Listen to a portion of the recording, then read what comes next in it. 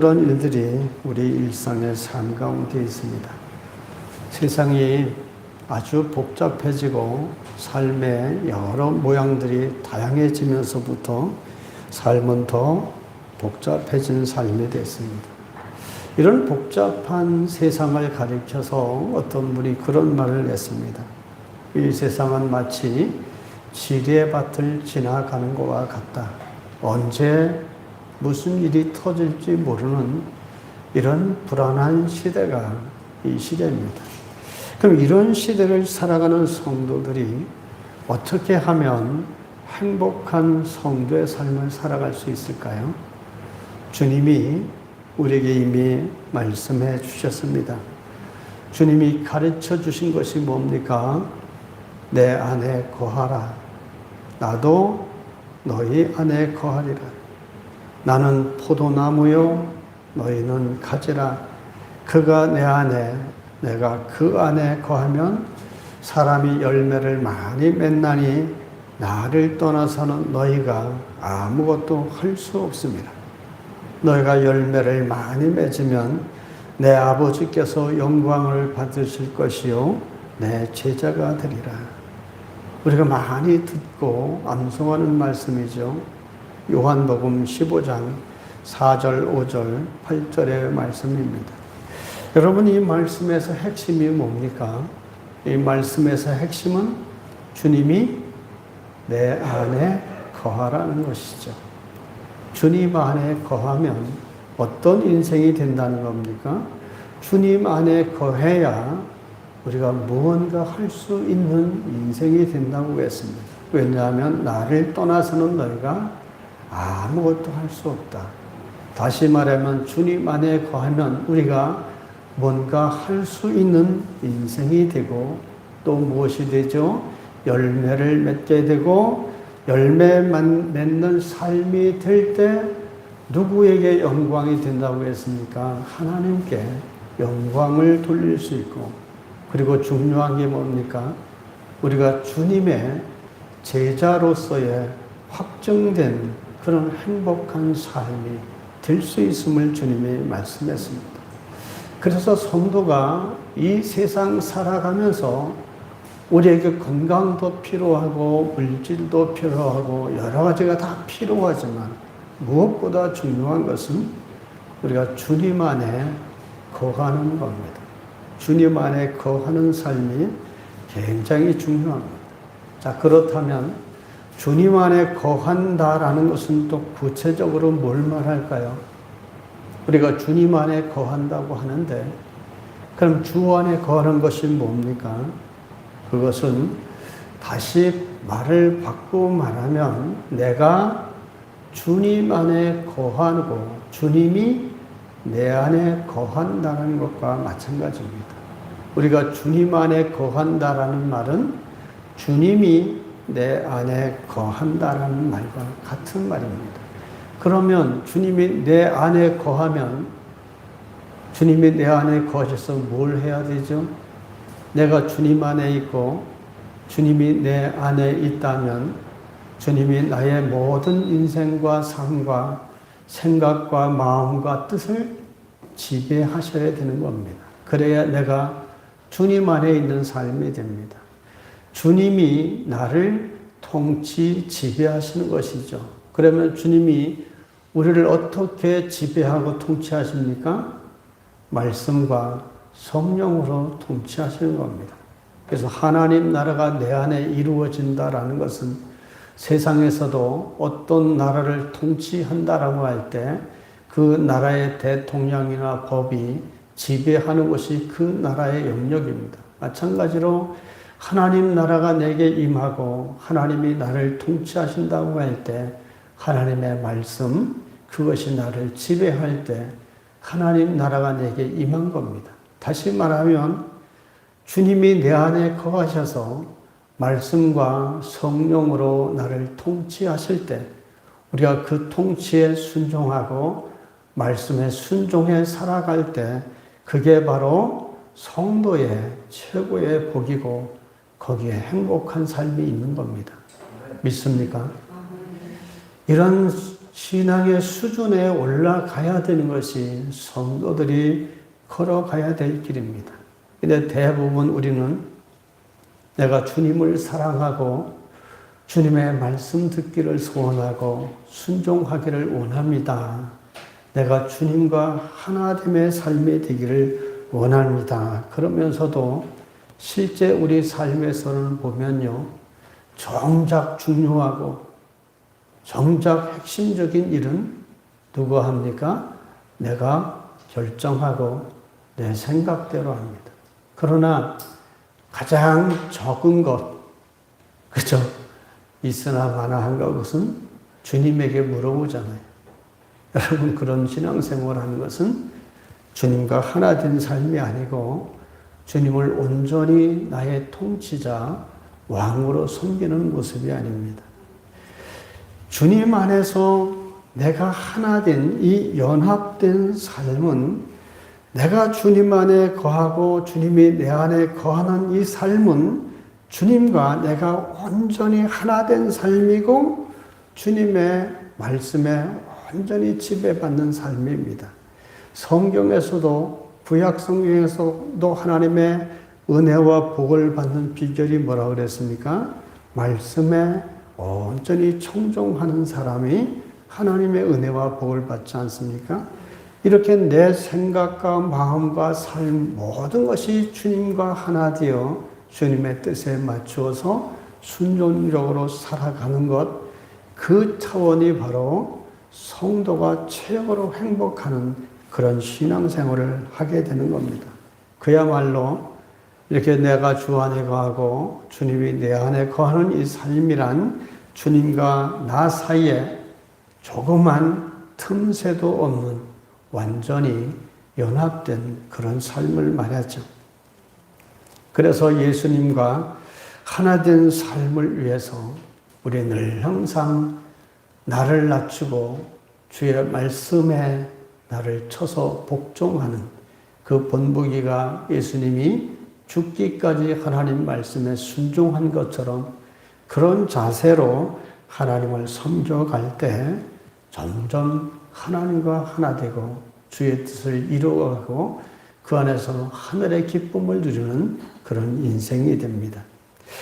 이렇게 주님과 나 사이에 간격이 있는 신앙 생활을 하게 되면 하나님과 하나가 되지 못하고 일정한 간격을 두고 하나님을 섬기고 주님을 따르는 이런 간격 있는 신앙 생활은요, 위기의 순간에 믿음으로 그 위기를 이겨내지 못하고 믿음에서 파산하기 쉽습니다. 물론 파손된 우리라 할지라도 주님이 아주 버리시지는 않죠. 주님의 사랑은 언제나 변함이 없습니다. 그래서 우리가 서로 믿음에서 파손되었다 하더라도 반드시 하나님은 되찾으십니다. 다만 문제가 뭡니까? 그 믿음에서 이탈된 삶의 기간만큼 우리는 좌절과 고난과 이런 고통 속에서 결국 항복하고 내 인생의 주인이신 주님을 인정하고 돌아올 수밖에 없는 과정이 있는 겁니다. 그렇기 때문에 그런 고통 속에 빠지지 않도록 주님과 나 사이에 간격이 없는 삶을 살아야 됩니다. 제가 왜 이런 말씀을 드리는가 하면 오늘 말씀을 보는 중에 제 눈을 번쩍 뜨게 하는 단어가 눈에 떠올랐습니다. 오늘 말씀은 여러분이 잘 아시는 내용이죠. 예수님을 베드로가 부인한, 그것도 수제자인 베드로가 3번이나 모른다고 부인하고 심지어 저주까지 했던 내용, 그리고 그럴 때 닭의 울음을 통해서 주님이 내가 닭이 울기 전에 나를 부인하리라 3번 부인할 것을 말씀한 생각이 나서 밖에 나가서 통곡했다. 그것이 오늘 본문의 내용이지 않습니까? 이 간단한 내용 속에는 우리를 향한 주님의 메시지가 참 많이 담겨 있습니다. 여러분 이 말씀을 읽을 때 무슨 생각을 하고 어떤 마음의 감동이 옵니까? 이 내용 속에 보면 두려움을 이기지 못한 연약한 한 인생의 연약한 모습이 보이지 않습니까? 또 실패 후에 말씀이 생각나서 통곡하는 인생, 하나님의 말씀대로 살지 못하고 실패한 인생, 그 뒤에 찾아오신 하나님의 말씀에 통곡한 모습, 이런 모습들이 떠오릅니다. 또 할 수만 있으면 믿는 자를 넘어뜨리려는 악한 사단의 역사도 보게 되고, 이 또 모든 것을 바라보시고 아시는 주님의 모습, 이런 것들이 복합적으로 이 말씀 안에 담겨 있습니다. 근데 이 말씀 중에서, 말씀을 읽는 중에 우리와 주님 사이가 조금 더 벌어지면 안 되게 하는 그런 말씀이 발견되었습니다. 내 눈에 띄게 된 그 단어가 있는데, 여러분 그 단어가 여러분 뭔지 아시나요? 바로 54절에 나오는 단어입니다. 54절에 나오는 단어가 뭡니까? 한번 읽어보시죠. 54절.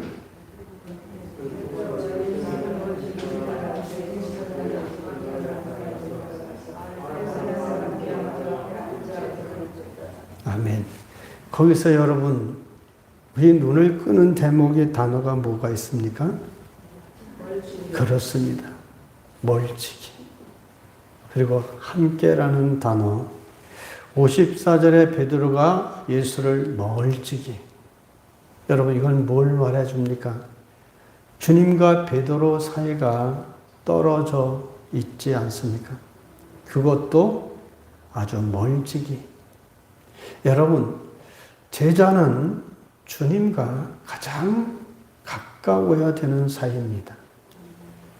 특별히 베드로는 어떤 사람입니까? 12명의 제자들 중에서 늘 주님이 더 가까이 하셨던 세 제자 중에 한 사람입니다. 그래서 성경 여러 곳에서 가까이 하셨던 기록들이 많이 있습니다.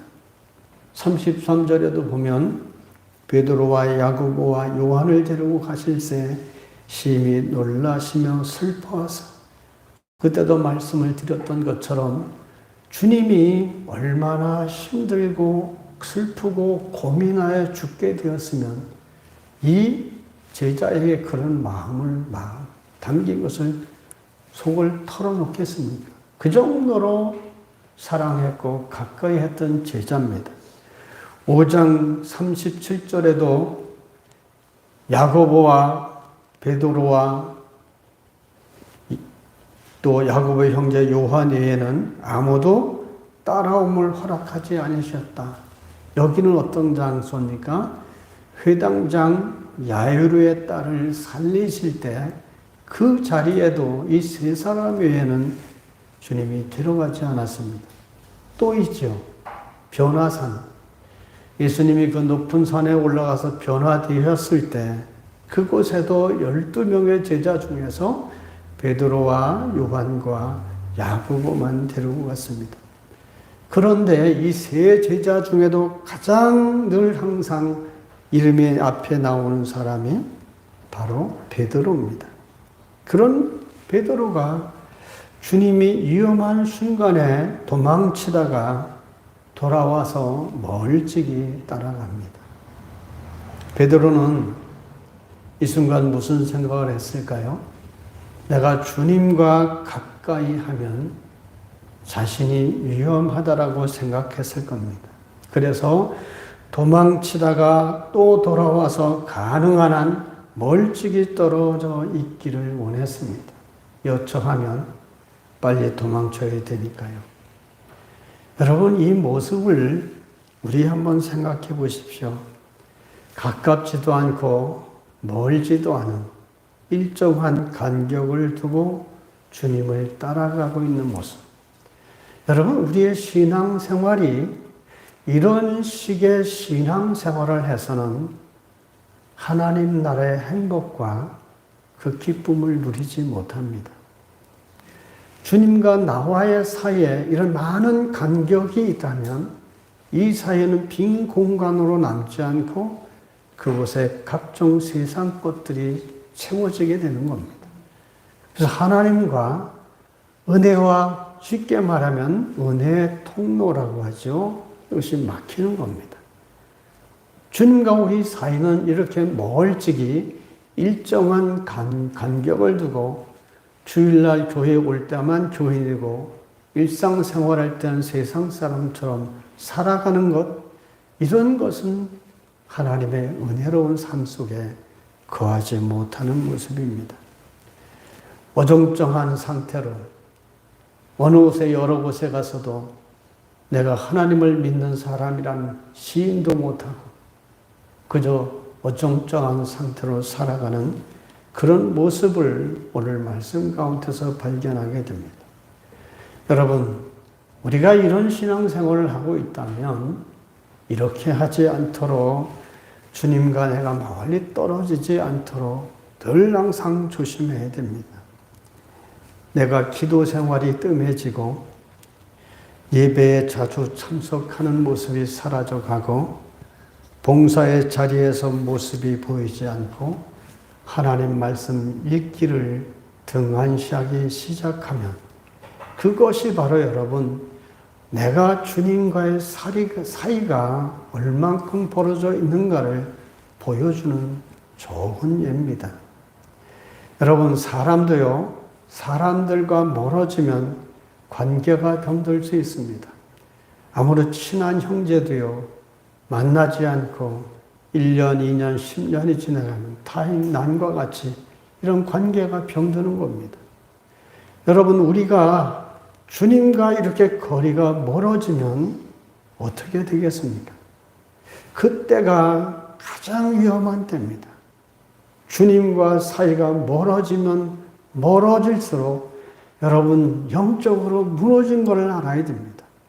주님과 나와의 사이가 멀어지면 멀어질수록 반드시 시험에 듭니다.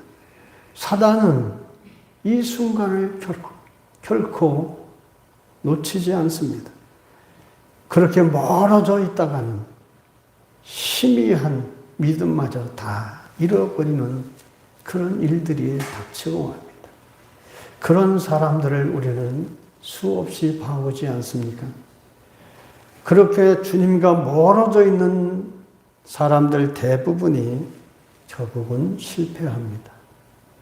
다 말아먹고 다 잃어버리고 건강마저 망가져서 그제서야 울며 불며 오는 일들도 간혹 보게 됩니다. 그러므로 여러분, 내가 주님과 멀어져 있다면 빨리 제 자리로 돌아와야 하지요. 열심의 자리로 돌아와야 되고 기도의 자리로 돌아와야 되고 예배의 자리로 회복되어야 됩니다. 예배가 멀어지고 기도가 뜸해지고 말씀을 가까이 하지 아니하면 반드시 하나님과 우리 주님과 나 사이가 간격이 많이 벌어졌다는 사실을 꼭 기억하시기 바랍니다.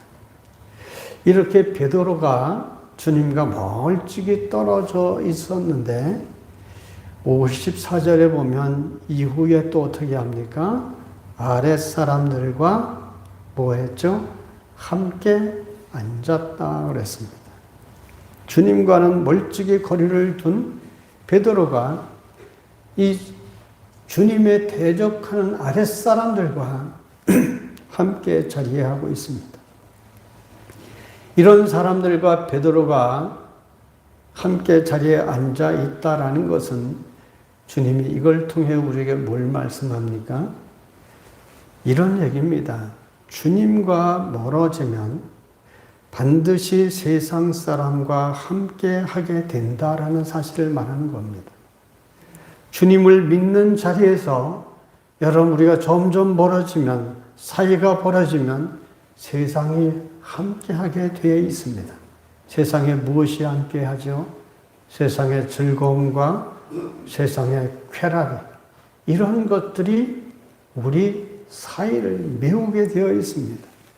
그런데 반대로 우리가 세상과 멀어지면 어떻게 될까요? 그것은 주님과 점점 더 가까이 할 수 있습니다. 주님과는 거리가 멀었는데 그 베드로가 주님을 잡아간 대제사장 무리의 아랫사람들과는 가까워졌습니다. 바로 그들의 자리에 함께 앉았습니다. 여러분, 시편 1편에 복 있는 사람에 대해서 나옵니다. 복 있는 사람이 어떻게 살아야 복 있는 사람이라고 했습니까? 시편 1편 1절에 이렇게 말씀하시죠. 복 있는 사람은 악인들의 길을 따르지 아니하며 죄인들의 길에 서지 아니하며 오만한 자들의 자리에 앉지 아니하고. 이 말씀으로 한번 나눈 적이 있습니다. 여러분, 내가 복 있는 사람이 되기 위해서 내가 해야 될 몫이 있습니다. 세상을 살아가는 동안에 내가 복 있는 사람이려면 악인의 꾀를 따르지 말아야 됩니다. 악한 사람, 하나님을 대적하고 하나님 앞에 하나님의 이름을 더럽히고 평화를 깨트리고 분열을 조장하고 없는 말을 지어내고 중상모략을 하는 사람들, 이런 게 같이 동조해서는 그건 복 있는 사람이 아닙니다. 그런데 동조하면 안 됩니다. 또 두 번째가 뭐죠? 죄인들의 길에 서지 않는 것. 죄인들의 길이란 죄인들의 생각과 사고와 방식과 철학입니다. 죄인들, 하나님 앞에 죄인들, 그들이 하는 사상과 그들이 하는 삶의 방식과 철학이 뭡니까? 하나님 앞에 도전적이고 반항적이고 하나님 앞에 죄 짓는 일들 뿐이죠. 그런 일에, 그런 사상에 우리가 동조하지 말아야 되는 겁니다. 그리고 오만한 자들과 함께 자리에 앉는다. 그 오만한 자들과 함께 자리에 앉는다라는 것은 그들과 같이 내가 오만해지는 겁니다. 우리가 그래서 하나님 앞에 복 있는 성도로 살아가려면 지켜야 돼요. 이것은 내가 할 몫입니다. 죄인들을 따라가지도 않고 악인들의 꾀를 따르지 않고 죄인들의 길에 서지 않고 오만한 자와 함께 하지 않는 것, 이게 바로 복 있는 사람입니다. 이렇게 살아가는 사람이 최고의 복을 누리죠. 그렇기 때문에 여러분, 예수 믿는 사람은 함부로 남의 이 꼬드김에 부한에 동해서 같이 덩달아서는 안 됩니다. 누가 무슨 말을 하든 나를 지켜가야 되죠. 잘못해서 상대방 하는 말에 같이 남을 비판하고 정죄하고 험담하는 이 심판의 자리에 함께해서는 안 되는 겁니다. 그래서 진정한 복은 여러분, 좋은 사람들과 함께 하는 것이 그게 진정한 복이죠. 정말 존중받고 사랑하는 사람들과 함께 지내보십시오. 거기에 행복한 겁니다. 정말 하나님 앞에 의롭고 깨끗하고 하나님이 기뻐하는 사람들과 함께 있기를 좋아하는 사람, 그런 사람이 복 있는 사람입니다. 요셉이 자신을 지키고 신앙을 지킬 수 있었던 이유가 뭡니까? 죄의 유혹의 자리에 함께하지 않았습니다. 창세기 39장 10절에 보면 여인이 날마다 요셉에게 청하였으나 요셉이 듣지 아니하여 동침하지 아니할 뿐더러 함께 있지도 아니하더라. 이렇게 주님이 이 요셉은 자신을 하나님 앞에서 지켜왔던 것이죠. 그게 바로 복 있는 인생이 된 겁니다. 여러분, 예수님이 제자들을 선택하신 이유가 있습니다. 제자들을 선택하신 이유에 대해서 마가복음 3장 14절과 15절에 이렇게 밝히십니다. 이에 12를 세우셨으니 이는 자기와 함께 있게 하시고 또 보내사 전도도 하며 귀신을 내쫓는 본능도 가지게 하려 하심이로라. 주님이 12 제자를 선택한 이유가 뭡니까? 가장 중요한 첫 번째가 자기와 함께 있기를 원하셨습니다. 여러분, 제자가 된다는 것은 주님과 함께 하는 겁니다. 주님과 함께 하는 삶이 있어야 됩니다. 주님의 삶, 주님의 모습, 주님의 뜻, 주님의 인도하심에 늘 항상 함께 하는 것이 주님의 제자입니다. 주님과 함께 하는 이 시간, 매일매일의 일생에서 우리가 하루 24시간을 살아가지만 그 24시간의 생각 속에 주님과 함께하는 시간이, 주님을 생각하는 시간이 많으면 많을수록 여러분, 우리가 어떻게 될까요? 내가 24시간의 생각 속에 늘 주님을 생각하는 시간이 많으면 많을수록, 다시 말하면 주님과 함께하는 시간이 많으면 많을수록 우리는 뭐가 될까요? 주님처럼 되는 겁니다. 주님을 닮아가는 겁니다. 사랑하는 사람, 사모하는 사람을 닮아간다고 하지 않습니까? 하나님이 그래서 나를 앙망하는 자, 이 앙망하는 자, 사모하고 또 그 기대하는 희망을 갖는 이들에게 하나님이 그렇게 은혜를 주시는 거예요. 주님을 많이 생각하고 사랑할수록 우리 생각이 바뀌고요. 마음이 주님을 닮아가고요. 속사람이 주님처럼 돼가는 거예요. 그래서 할 수만 있으면 주님 초점에 맞춰서 주님과 함께 해야 됩니다. 이처럼 주님은 우리를 부르신 것도 함께 하기를 원하셨습니다. 그런데 지금 베드로 사도는 주님과 멀찍이 거리를 두고 주님의 대적들과는 함께 앉아 있습니다. 지금 베드로가 주님의 대적자들과 함께 앉아서 하는 일이 뭡니까? 함께 앉아 뭐를 쬐더라? 불을 쬐더라. 그곳의 밤이 되면 중동 지역은요, 춥습니다. 그런데 이 주님이 잡히신 그때는 계절적으로도 추운 때죠. 또 밤새도록 산에서 추웠던 베드로였습니다. 또 마음도 얼마나 춥겠습니까? 베드로는 그래서 주님의 대적하는 사람, 그 아랫사람들과 함께 앉아서 불을 쬐는 혜택을 누리고 있습니다.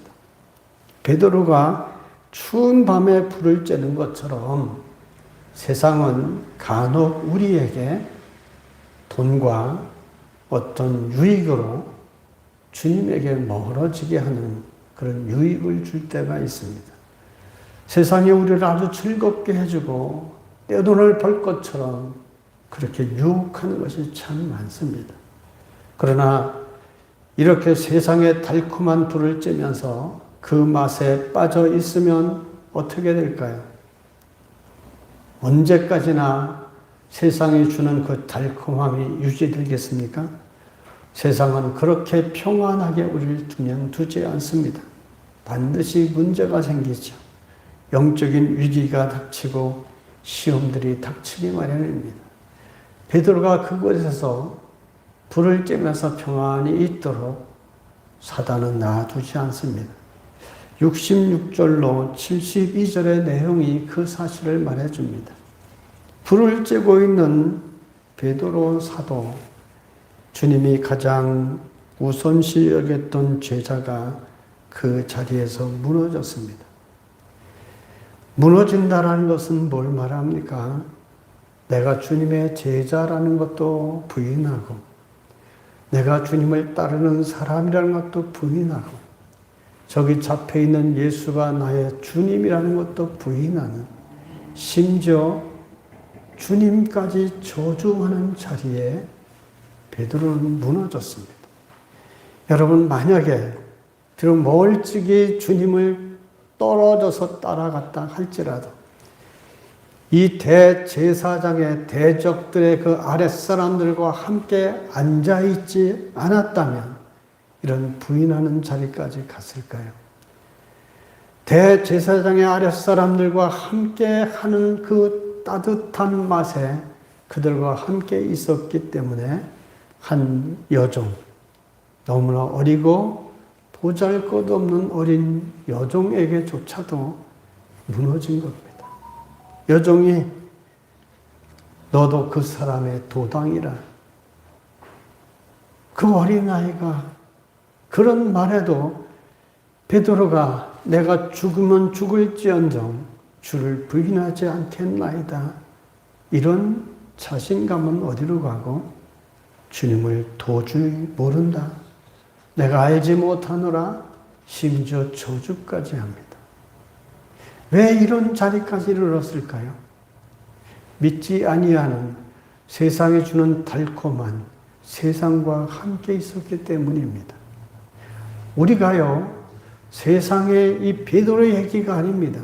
우리가 세상에 이런 달콤한 즐거움의 맛을 들이기 시작하면 우리도 언젠가 이런 사람들이 됩니다. 어떤 분이 그러지 않습니까? 제가 아는 어떤 분은 장로님이신데 주일날 이 패러글라이딩 이거 타는데 맛이 들렸습니다. 저는 타보질 않았지만 얼마나 스릴이 있고 좋겠습니까? 하늘을 높이 날아가는 그 즐거움. 그것 때문에 주일날도 지키지 한 번은 이러면 안 되지 싶으면서도 한 번, 두 번 그 동호인들과 어울리다 보니까 너무 즐거운 겁니다. 주일날 그래서 그 패러글라이딩을 타러 다니기 시작했습니다. 담임 목사님이 몇 번을 말씀했습니다. 경고도 했습니다. 근데 듣지를 않았죠. 그 즐거움에 빠졌거든요. 근데 그 즐거움이 여러분 언제까지 갈까요? 하나님의 사람은요, 하나님이 간섭하십니다. 하나님이 그냥 관여치 않는 분이 아닙니다. 간섭하십니다. 방치하지 않으십니다. 패러글라이딩을 타다가 허리가 부러지는 큰 사고를 당했습니다. 그 뒤로 회개하고 지금은 모 교회의 장로로 잘 섬기고 있습니다. 여러분, 우리가 이렇게 하나 둘 세상의 즐거움에 빠져 있다 보면 우리 신앙은 다 잃어버립니다. 돈 버는 재미, 사람들과 만나는 재미, 세상의 소소한 재미에 빠져서 믿음의 길에서 벗어나고 내가 지켜야 될 주님의 자리에, 주님의 곁에 있어야 될 이 자리, 주님과 가까이 해야 될 이 자리, 예배를 멀리하고 기도를 멀리하고 말씀을 멀리하고 이런 삶을 살아가다 보면 언젠가 이런 큰 위기를 당하게 되고 이 베드로의 이런 모습을 낱말하듯이 내가 언제 예수를 믿었냐, 나 예수 안 믿어? 이렇게 될 때가 있다라는 겁니다.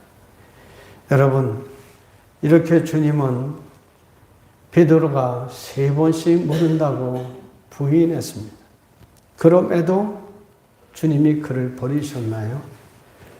반드시 주님은 그래도 그를 붙드셔서 회개케 하시고 하나님 앞에 큰 역사를 이루고 순교하기까지 하나님이 다시 불러주셨습니다. 사랑하는 성도 여러분, 우리 인생에게 가장 큰 복이 뭘까요? 하나님이 바로 나와 함께 해 주신다는 약속 아닙니까? 하나님이 나와 함께 해 주신다고 했습니다. 두려워 말라, 내가 너와 함께 함이니라. 여러분, 이것은 그냥 외움이 아니라 항상 함께 해 주시는 하나님을 느끼고 인식하고 살아야 됩니다. 그 하나님이 우리 인생, 하찮은 인생과 함께 해 주신다는 것만큼 그런 큰 복이 어디 있습니까? 여러분, 천국이 무엇입니까? 천국은 우리가 이 세상을 떠나서 누구와 함께 있는 곳이죠? 하나님과 함께 있는 곳이 천국입니다. 그렇다면 우리가 이 세상을 사는 동안에도 하나님이 나와 함께하는 삶을 살아가면 우리는 무슨 삶을 누리는 겁니까? 천국의 삶을 누리는 겁니다. 이 주님을 떠나고 주님을 모른다고 부인했던 베드로의 마음은 천국이 아니라 지옥이었을 겁니다. 살아있어도 전혀 기쁨이 없는 그런 지옥 같은 마음이었을 겁니다. 정말 주님이 나와 함께 하시고 하나님이 나와 함께 해주시는 이 삶을 살아가면 내가 배가 고플지언정 길이 험할지언정 주님이 함께 해주시기에 우리 삶은 천국의 삶이 될 수 있습니다. 사랑하는 성도 여러분, 오늘 베드로의 배신과 통곡을 보면서 나와 주님과의 거리는 어느 정도 되는지 여러분 한번 살펴보시길 바랍니다. 나와 주님의 거리는 이 베드로처럼 멀찍이 주님을 따라가고 있지는 않습니까? 내가 현재 주님과 연합된 삶을 살아가고 있는가? 아니면 세상이 주는 따뜻함과 즐거움에 빠져서 주님과의 관계가 멀어져 있는 것은 아닌가 깊이 생각하시기 바랍니다. 여러분, 우리에게 참된 행복은 주님과의 하나됨에 있습니다. 주님이 내 안에 계시고 내가 주님 안에 있는 삶, 그 삶은 내 상황과 처지가 어떻게 되더라도 언제나 주님과 하나일 때 우리는 늘 행복할 수 있습니다. 세상과 함께 앉아 있어서 주님과 너무 떨어져 있는 그런 삶들을 살아서는 안 됩니다. 우리가 나와 주님과의 거리를 늘 항상 확인하시고 주님과 누구도 틈새를 벌릴 수 없는 온전히 하나 된, 한마디로 말하면 주님의 껌딱지로 살아가야 됩니다.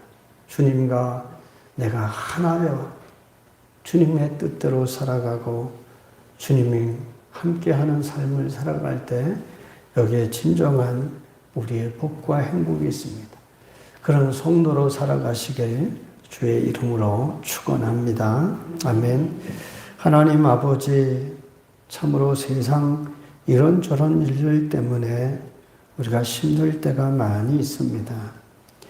물질적으로 고난받을 때도 있고 건강으로 힘들 때도 있습니다. 사람들의 관계로 인하여 더 심각한 고통을 겪을 때도 있습니다.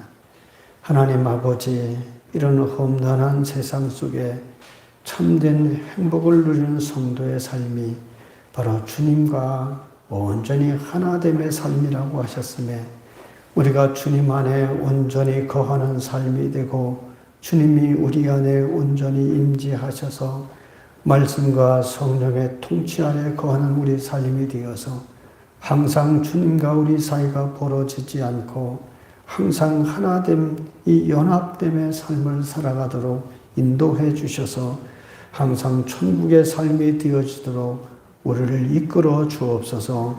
간절히 소원하옵고 예수님 이름으로 기도하옵나이다. 아멘. 찬송가 부르겠습니다.